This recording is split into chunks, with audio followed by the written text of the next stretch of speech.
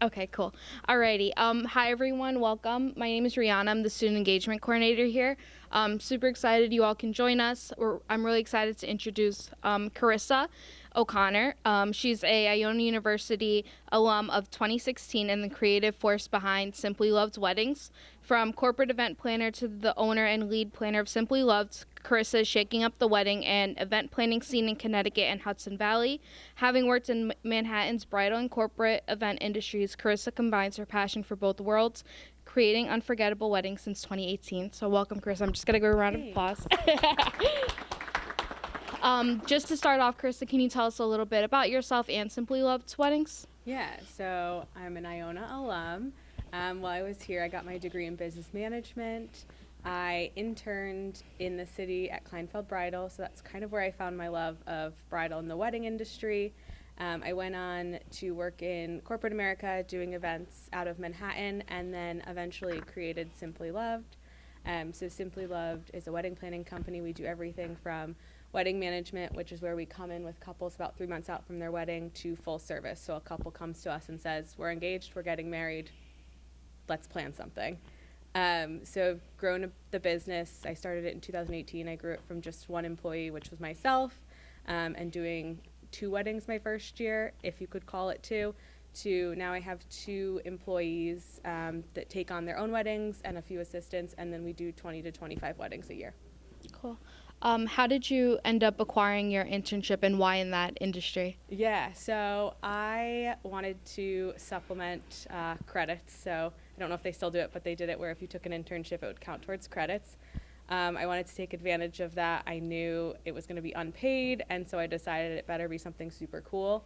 And I had kind of I'd loved that bridal industry, the fashion industry.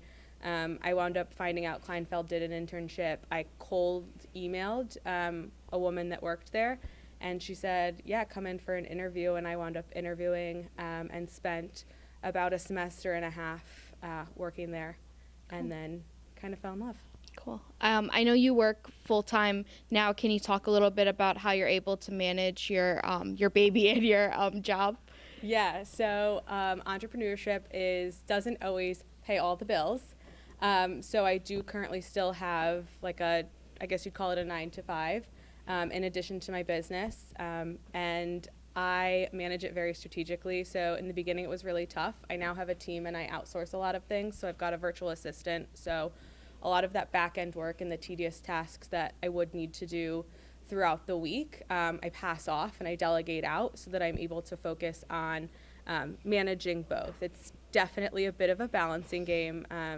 I'm really thankful that the company I do work for has a great PTO policy, and they're really supportive of kind of managing both. But it's definitely an adventure. Can you talk a little bit about what made you decide to start Simply Loved and kind of like what were those first initial steps that you took? Yeah, so I didn't know I wanted to start my own business when I was in my senior year at Iona, and even the first couple months out of Iona. And then once I started working in corporate America, kind of realized that maybe I loved it, but it wasn't the route I wanted to go. So I started to think of this plan, how I'm going to start a business, how it would look. I figured, okay, I'll wait a couple years, I'll pay off student loans, I'll have some kind of a little nest egg for it, and got to a point where I was like, if I keep waiting to do this, I'm going to be waiting 10, 20 years. And so I kind of just jumped in with 2 feet and was like, let's put a name together. Let's figure out how this is going to work and take it step by step. Mm-hmm.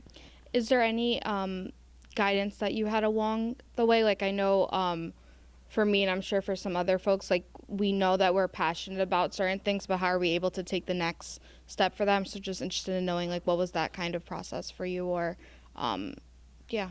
Yeah, I think it was to do, and I got the guidance early on and didn't necessarily follow it, but it was to do what you love, not what you think you have to do. So you could be starting a business in an industry or in a profession and see, okay, these other 3 wedding planners are offering these services and this is how well they're doing, so I have to offer these services and do this. And that, I think, kind of hinders you, and it hindered me in my first, I'd say, few years, once I realized that my business is not like somebody else's business, and started just doing things that made sense to me and made me happy, I was able to kind of grow and learn. Yeah, I feel like too it's so important to learn from the experiences that you're able to have to transfer them. Like I know like internship experiences, networking events is how you're able to transpire to what you want to do. So definitely getting out there. I know like you mentioned before that you don't really know necessarily what you want to do until you actually try it. So I think that that's really very good and valuable experience. Can you talk a little bit about how you were able to find who your perfect couple would be for a wedding, or kind of what your niche group is? Yeah, so it was a lot of bad matches before it was some good matches. So I started out by just taking any and every couple that kind of came knocking on the door. I was like, money, income, great. I learned the personalities of couples where maybe it was a very stressful 6 months to a year. The types of weddings where I just wasn't excited by the end of it. I was treating it as more of like a day-to-day, this is my job, I have to make it to the end. And I just started making a list of that. Also, when I was doing consultations with couples right off the bat, if they were a couple that in the long run wasn't a great fit, I looked back on my notes, remembered back to the consultation, and was like, what were the questions I asked and what were the answers I got? And kind of learned from those to see the flags of like, okay, if I ask this question and this is how they respond, maybe it's not the best fit for me. And I can kind of, we call it a bless and release, where you're like, it's not you, it's me. Here's some other great people who would be a wonderful fit for you. Yeah. Do you have any tips on discovering on like who's that perfect customer for you, or how are you able to find them? Yeah, I would say networking is the best way. So for me, once I started to find the couples I like to work with, I built a bond with them. I stayed in touch with them. And then they referred me out to their friends and family and colleagues who, if you're close enough to someone to refer a wedding planner or someone like that, you usually have a very similar personality or you get along with them. So it wound up being a good match. And then two, just in the way I marketed myself, I learned the type of wedding I like to do, and that's a lot of what I portray on my website and on social media. And then that attracts the couples whose style and how they like to plan and manage matched up with that. Yeah, I know we had the pleasure of having Chris at our Iona Innovation Challenge kickoff, and a lot that really resonated with me was when you were talking about in the beginning, like you're used to charging like so low to like just get that customer. So can you talk a little bit about that experience and how you were able to find like your worth necessarily with it? Yeah, so that's tough, and I feel like I still am teetering that line of like, am I charging what it's worth? But in the beginning, I was charging I think like $400 to $800 on the low end for the smallest service to the largest service, and now I've moved to charge $3,000 to $15,000, and it was just slowly understanding all of the work that goes into it and knowing like I did this wedding, I charged $1,000. I put in 100 hours of work, and I was stressed out the entire time. After I paid out, whoever was assisting me that day, I paid out all of the business expenses. I made like $50. I was like, was $50 worth 100 hours and like crying in my car over this? No. So I just started paying more attention to kind of the work I was putting in, the value I was getting out of it, and then also to what the market was saying. So, I learned that I am, in this market. I'm well known, I do great things, and it was understanding that for myself and not comparing myself to others and thinking, oh, well, they charge this because they've been in it 2 years longer than me, or they, do higher end weddings so they can charge XYZ. It was saying like, well, my value's the same, I just show it in a different way. Yeah. I feel like too, like there's, I do photography too, so even in the beginning I was like charging so low, and it wasn't until I went on different shoots and my godmother saw, she was like, oh no, you have to charge more. It's like, I hear you're preaching right there. I know like even I'm talking about photography, but even like the wedding industry, like it's such a wedding planning industry, it's very popular. How are you able to differentiate yourself and kind of keep up with new trends and things in that nature? Yeah, so in the beginning I was trying to keep up with any new trend. I was like, oh, this is something couples are looking for. I need to find a couple that wants to do it.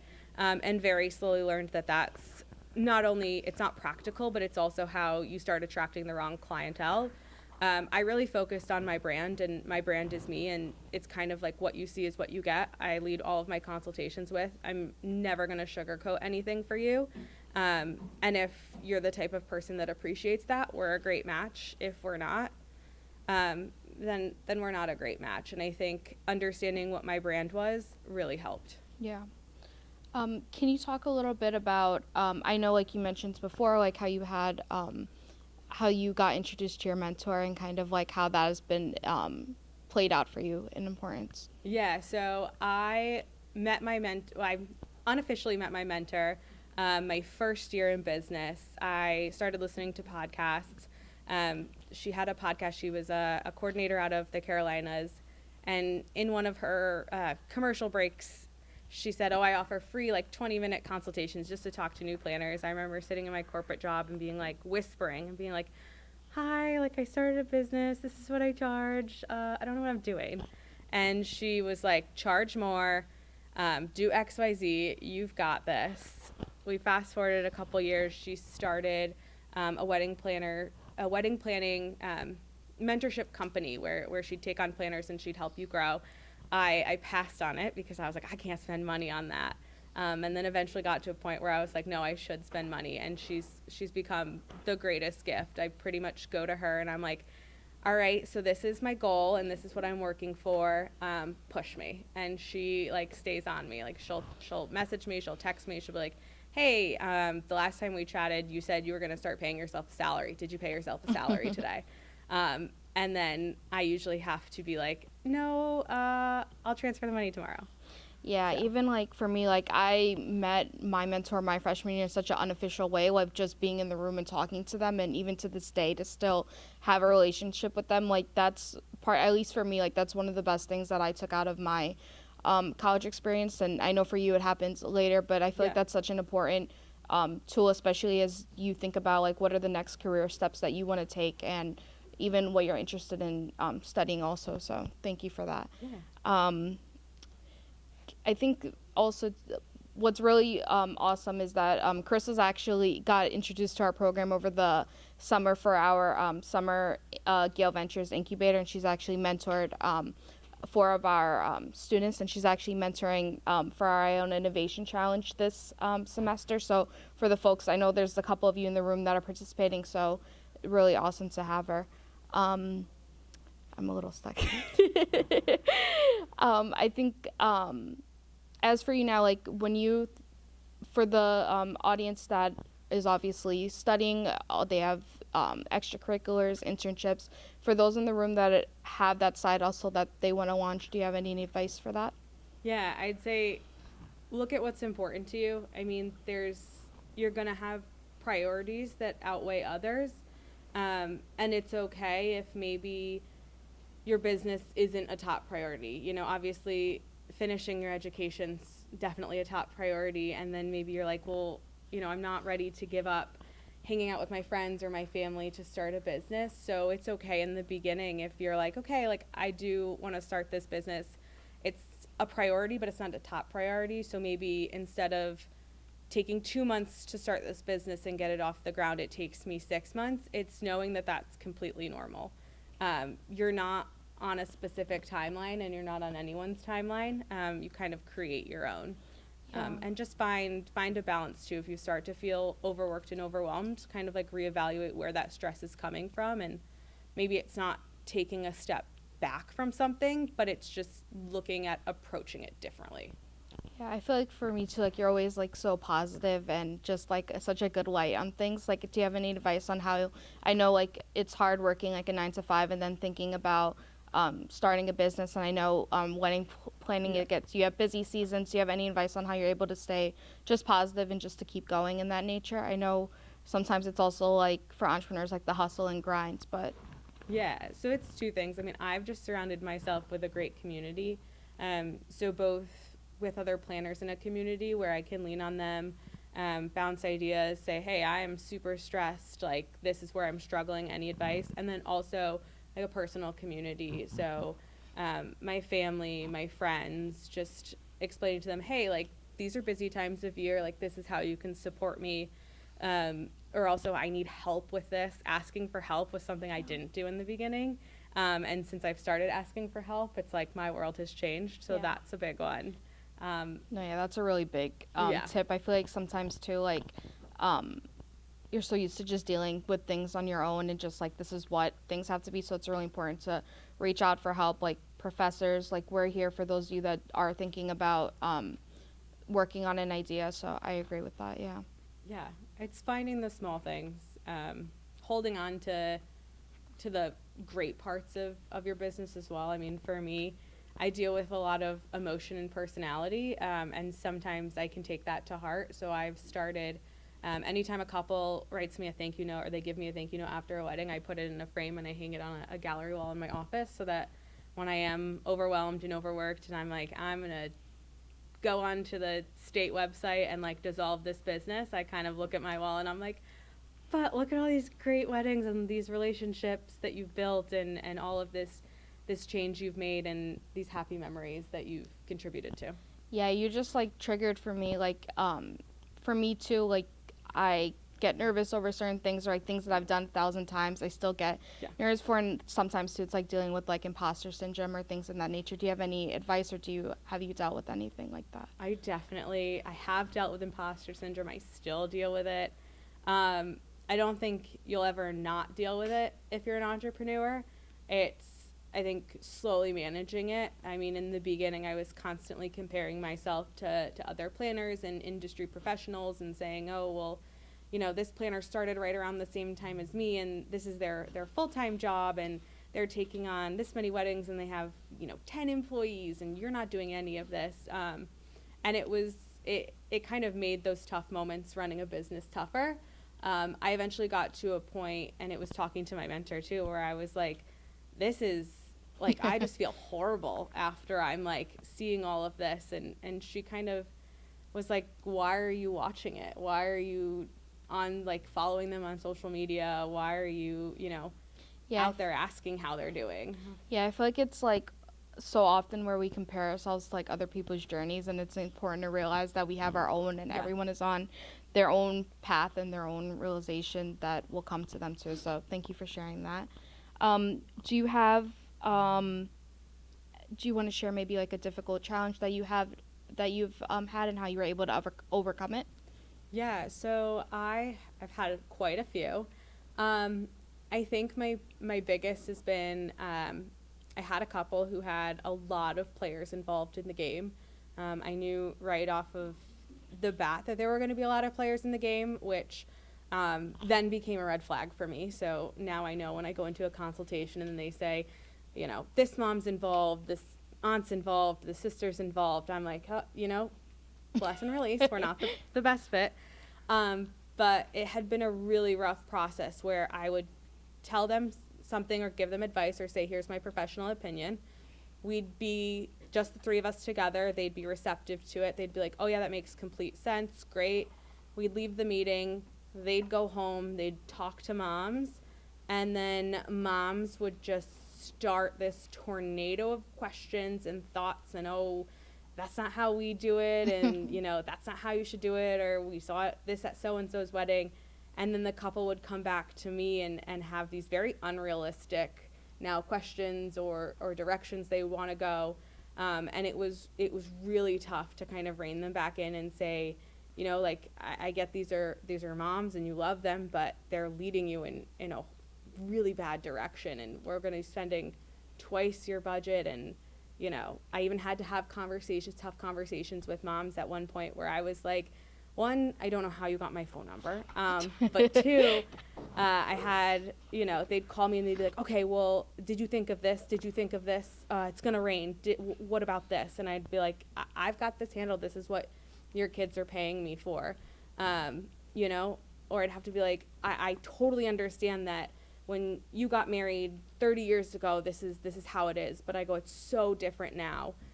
Stand my ground. And it was tough to learn, and there were lots of days where I'd come home and I'm like, I don't know if I can make it the next 3 months with this couple. Yeah, when you first started hiring your teams and they started going off, were you a little nervous about encounters that they would have like that, or any tips on how if they called you and were like, "Oh my gosh, Yeah. this is happening"? I was terrified for that, and my team, I love them all, bless their souls, but they are very, I'm going to ask you the most outrageous hypothetical questions, and I'm like, I didn't even think that that could happen. So now you're panicking, and I'm internally panicking that I have to give you an answer to this.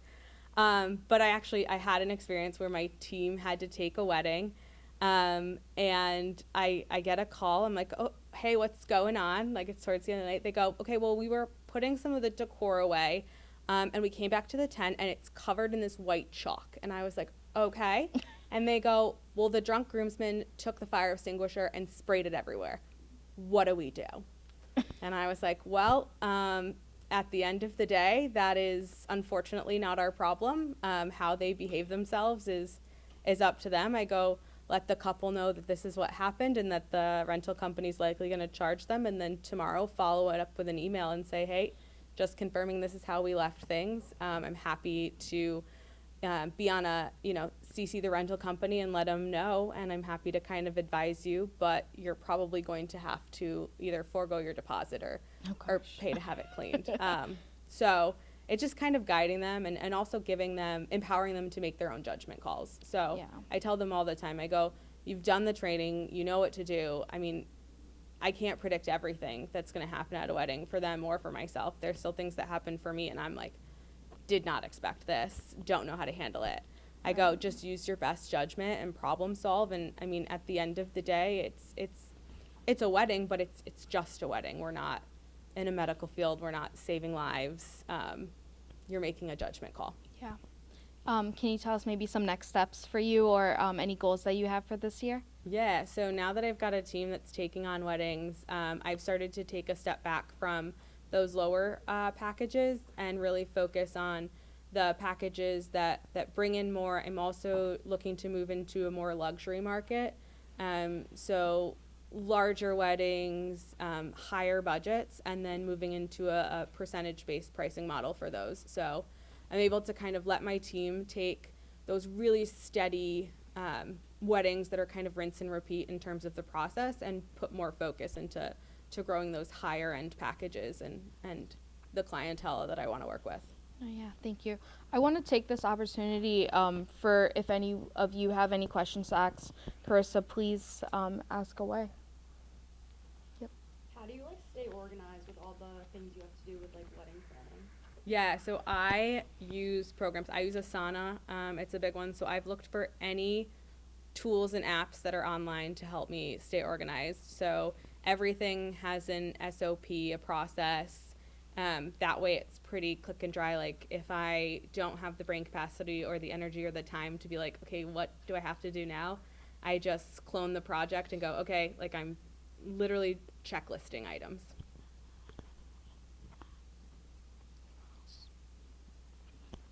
In terms of I know you said you started on your own, then you kind of branched out and started outsourcing and recruiting a team together.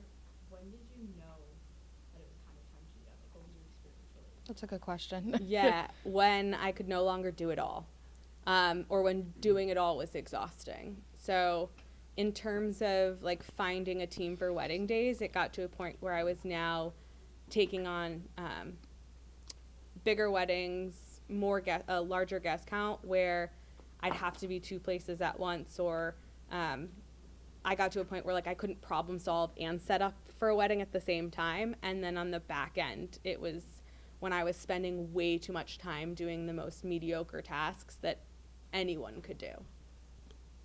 How were you able to find your team?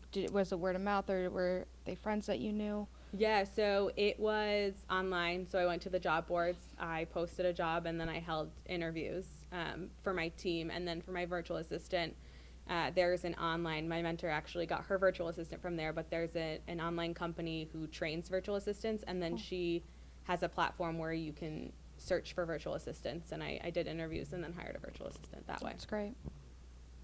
Any other questions? Yep. How you got your internship? You said you just got cold data. Do you have any advice on how you set one of those? Yeah, so I mean, it's like any kind of cold emailing where you're going to send a lot and might get 2 or 3 replies. I basically just sent a very basic email that had, "Hey, my name's Carissa. I'm a current senior at Iona. It was college at the time. I'm looking for an internship. These are my interests. This is my major. I was wondering if it's something you offered. If so, I would love to be able to come in and chat with you, pick your brain." I kept it, I didn't come in and say, like, I want an internship. Like, how do I get this? I kept it more of like, I'd love to just pick your brain, talk to you. If it's a great fit, perfect. If not, no skin off my back. At least we've had a conversation. Yeah, I feel like it's really important to like just make those connections with people Yeah. at different companies because you never know where it's gonna end up. Like they may think of you for another position at a different company, but because they had that conversation with you, they know who you are, they know what you're looking for, and they know eventually like what you want to do. Yeah. And even if they don't have an internship available or they don't offer it to you, I would still always say, like, well, I'd love to grab coffee or pick your brain because maybe they don't have an internship available now, but next semester they do, or maybe you graduate and they're like, and you're looking for a job and you see they've got something and you send your resume, they're like, oh, I remember grabbing coffee with them, or I remember chatting with them briefly on Zoom. So any little bit helps. Yeah. Mm-hmm. Anyone else?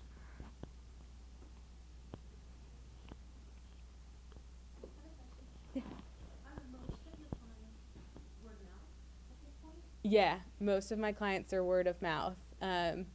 I moved into a different area earlier this year, so I've got about half now just coming in through online searches, but a majority of my clients are recommendations from other vendors, from venues, from past clients, and I track everything on my contact sheet. So there's a section that says, where'd you find me?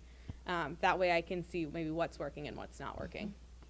Do you have any recommendations for when you were first starting out on how you were able to acquire clients? Yeah, it was reaching out to vendors I knew, friends, family. My dad got me my first like 4 clients. So lean on your parents, your family, your friends. They're your biggest supporters. But it was literally just telling anyone and everyone that I started a business and I was a wedding planner. And if they knew someone, send them my way. Awesome.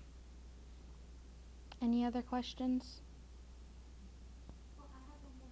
Go ahead. Have you ever had a client that wanted to scrap the contract and say, I'm sorry, I don't want to do this, I don't want to get married, whatever the case may be? Have you ever had a situation like that? Yeah, I probably have one a year, where I get a call that it's like, I always know too. You know when you either get the text or the email that's like, hey, can we hop on a call? You just know, but it's tough. For whatever reason, they've decided to call off the wedding.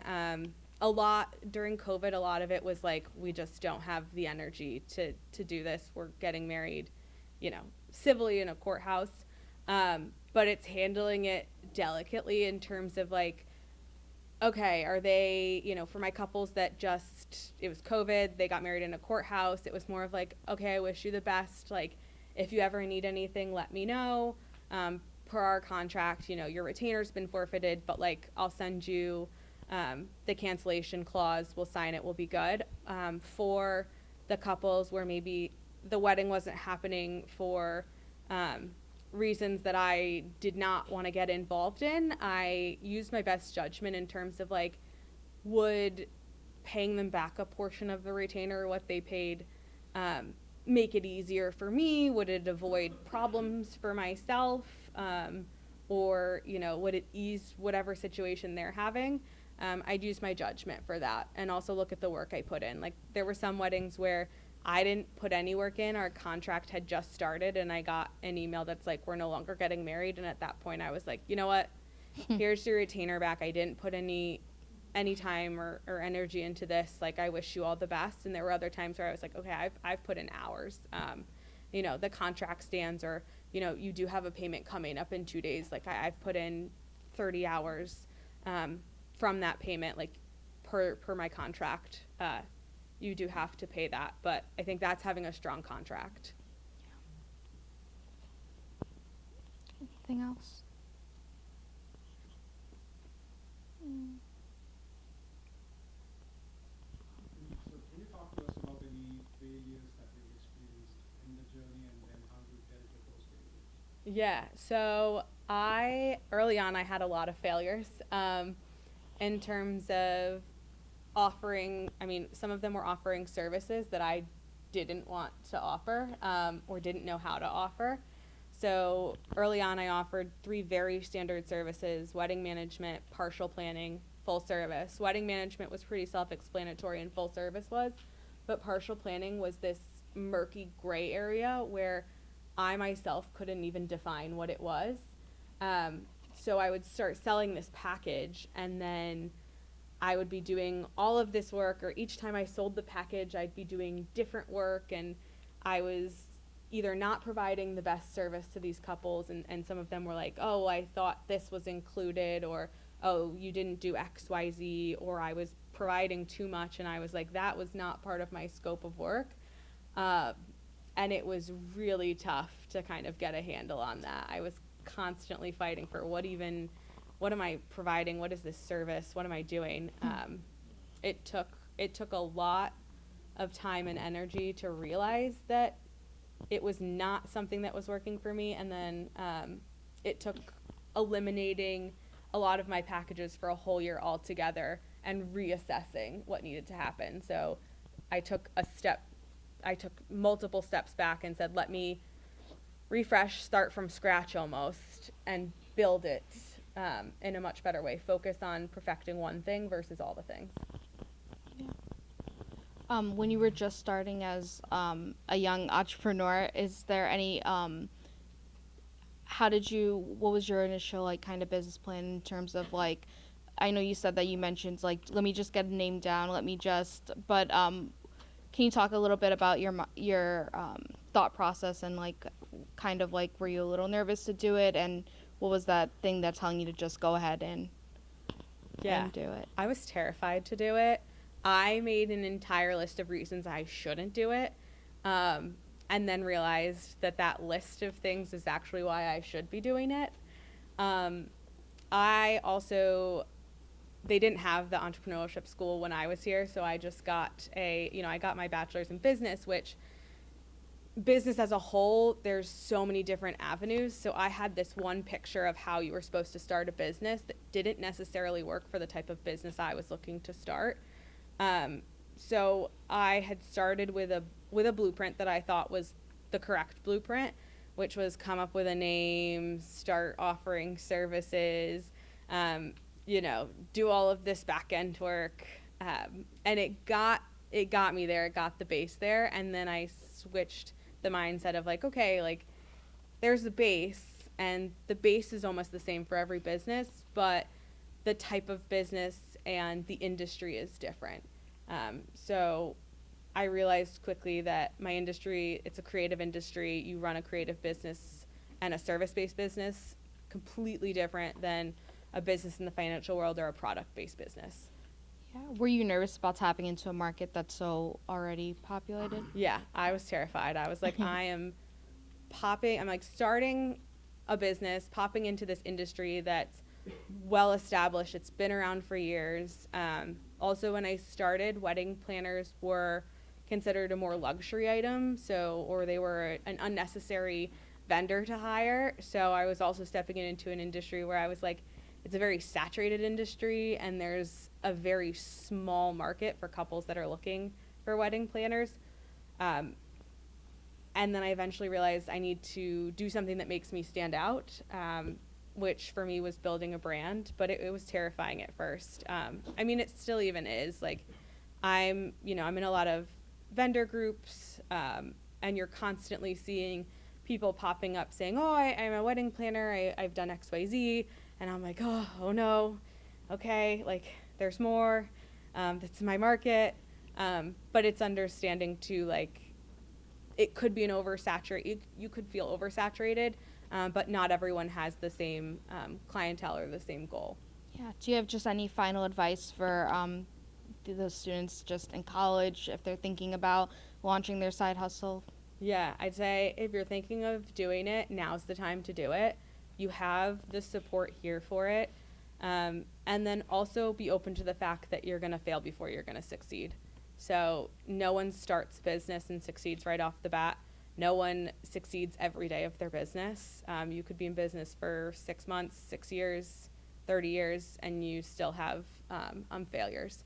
So use the time while you're here at Iona and the resources, and get the base there, so that when you leave, you've got something to work with. And then don't be afraid if it takes you some time and you have to fail a few times before you succeed. Oh, yeah, thank you. Carissa's hanging around for a bit, so if anyone does have any questions or if anyone wants to ask them now, but she's definitely here. Just thank you for taking the time for sitting with me. I always love when you come back, so just thank you. Thank you. Alrighty. Does anyone